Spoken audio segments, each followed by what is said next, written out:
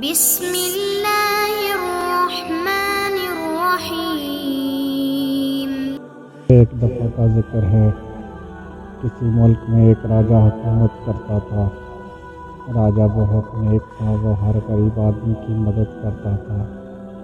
اس نے اس کام کے لیے خاص آدمی انتخاب کیے تھے جو اسے پل پل کی خبر دیتے تھے۔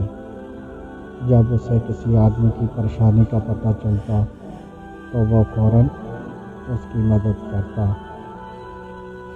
ویسے تو راجہ بہت عقل مند تھا، لیکن اس میں ایک خامی تھی، وہ جوتشیوں پر یقین کرتا تھا۔ جب بھی وہ کسی کام کے لیے جاتا، وہ اپنے جوتشیوں سے مشورہ کرتا۔ راجہ کو شکار کرنے کا بہت شوق تھا۔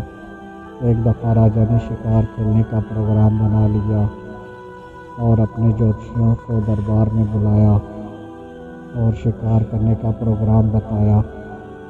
جوتشیوں نے دن مقرر کیا اور اس دن راجہ اپنے ہاتھی پر سوار ہو کر شکار کے لیے نکلا۔ اس کے دائیں طرف جوتشی اور بائیں طرف اس کے خاد آدمی تھے۔ جاتے جاتے راستے میں ان کو ایک لکڑہارا نظر آیا۔ جوتشیوں نے کہا راجہ کو کہ یہ بہت منحوس ہے، اس کا ملنا اچھی بات نہیں۔ راجہ نے اپنے شکار کا پروگرام خراب ہوتے دیکھا تو اہلکاروں کو اس کو گرفتار کرنے کا حکم دیا۔ سپاہیوں نے لکڑہارے کو گرفتار کر لیا اور اسے جیل کے اندر بند کر دیا۔ لکڑہارے کو یہ بھی نہیں پتا تھا کہ اس کی غلطی کیا ہے۔ جب راجہ واپس آیا تو اس نے لکڑہارے کو آزاد کرنے کا حکم دیا۔ لکڑہارے نے رہا ہونے کی بات سنی، وہ بہت خوش ہوا اور کہا کہ میں راجہ سے ملنا چاہتا ہوں۔ جب وہ راجہ کے پاس گیا اور عرض کی کہ آپ نے مجھے کیوں قید کیا؟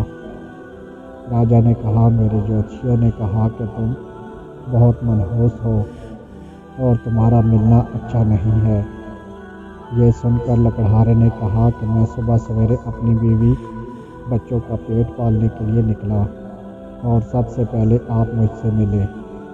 مجھے دیکھنے سے آپ کا پورا دن بہت اچھا گزرا، لیکن آپ کو دیکھنے سے میرا دن بہت خراب گزرا۔ میں جیل میں قید رہا، اب آپ ہی بتائیں کہ منحوس کون ہے؟ سپاہیوں نے سوچا کہ راجہ اسے موت کی سزا دے گا، لیکن راجہ نے اس کی بات پر غور کیا اور اسے انعام بھی دیا۔ اگلے دن دربار لگا تو راجہ نے پہلا کام یہی کیا کہ جوتشیوں کو دربار سے نکل جانے کا حکم دیا، اور اس کے بعد راجہ نے حکومت کے ہر کام کرنے سے پہلے اللہ پاک کا نام لینا شروع کیا، بجائے کہ جوتشیوں کے کہنے پر عمل کرنے کے۔